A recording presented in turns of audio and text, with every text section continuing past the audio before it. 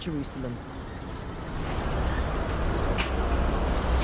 Well, let's look at these results, very good results for Benjamin Netanyahu, better than he expected, better than his Likud party expected.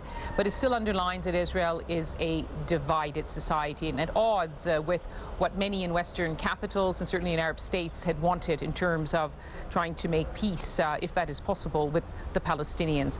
Joining us here now is Amit Segal, who's a political correspondent for Channel 2 television. What do you think the message from the Israeli electorate was from the voting of yesterday? Well, something almost funny happened here. A prime minister has just been elected for third consecutive term, and yet everybody feels as if political turnaround has just happened. And the reason for that, and this is the reason why Netanyahu won in such a landslide in Israeli terms, is the fact that he still represents a coalition of minorities who feel that the elites and the media in Israel, the leftist media, opposes every sentiment they have, every value they have, religious values, ideological values, and so forth. And in that respect, Netanyahu represented, in my opinion, these values, and that's why he won in such a landslide last night. A landslide he did not expect himself. But he did say afterwards that he represented all Israelis.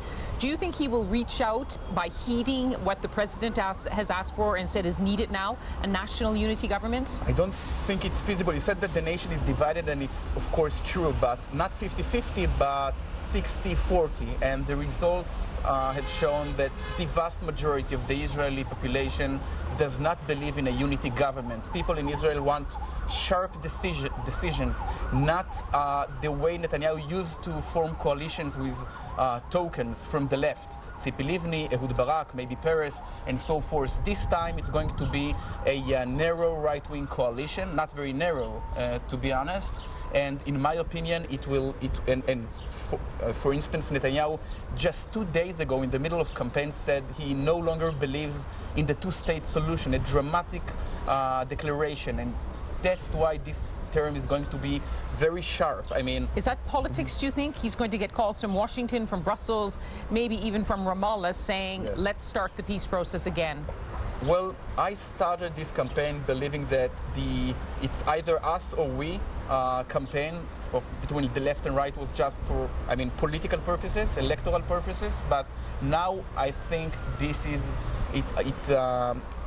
it comes from a deep ideological roots. Netanyahu went to the right, even to the far right, and he won 30 seats, 25% of the electoral vote. I know it's in the UK. It sounds like not sounds like much, but here in Israel, it's amazing, and that's why I think many people wondered over the last 6 years whether Netanyahu has crossed the Rubicon.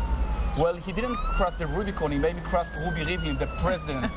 Ruby Rivlin is a staunch Republican right-winger. Netanyahu ideologically believes in the two-state solution, but practically he does not think it's feasible, and that's why he will not promote such a solution. Amit Segal, thank you very much. Thank you very much for joining us here in Jerusalem with this analysis as a siren goes by just behind us. Let's cross now to the West Bank.